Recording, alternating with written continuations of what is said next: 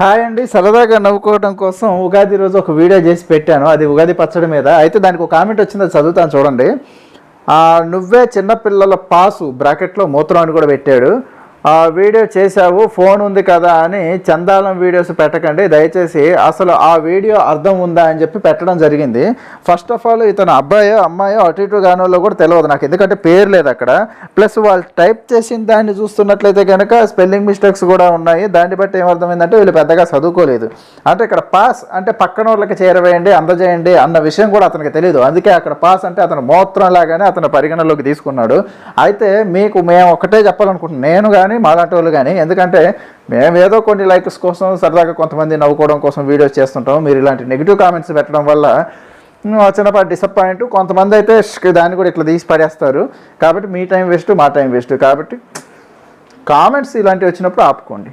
Thank you.